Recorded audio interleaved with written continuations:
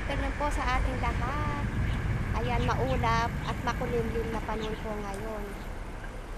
So, ayan, ako po ay pupunta na ng aking trabaho. Siyempre, bago po ako pumunta ng trabaho, magpapakain po muna tayo ng kalapati.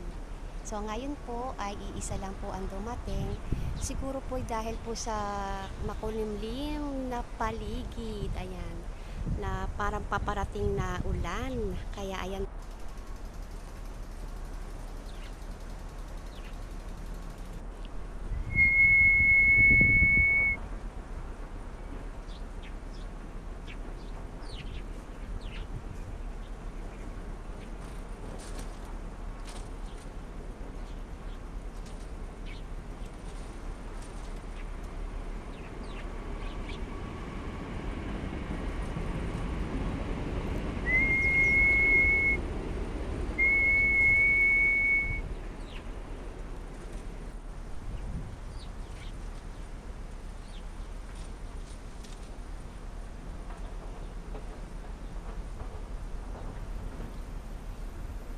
ayan, dahil makulimlim po yung panahon, isa lang po ang dumating at mga maya po.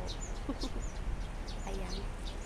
Yung mga nag-aawitan ng mga ng mga maya ay ibig sabihin po nun ay sila po ay happy dahil kumain po sila ng tinapay ko. May trend pa. Ayan. So happy po ako sa ganitong gawain. Siyempre may buhay din po sila, di ba? So ayan po yung mga maya. Ayan, happy po sila dahil may nagbibigay sa kanila ng pagkain. Siyempre alam din po nila yung pakiramdam, happy po sila. Siyempre happy din po ako dahil nabibigyan po sila ng pagkain kahit papaano.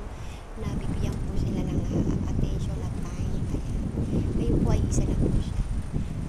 Mga maya lang po. Ayan po, hanggang dito na lang po aking video. Thank you for watching. We love you all guys. Marami pong salamat sa panonood po ng aking simple video. Sana po ay nagugustuhan niyo po.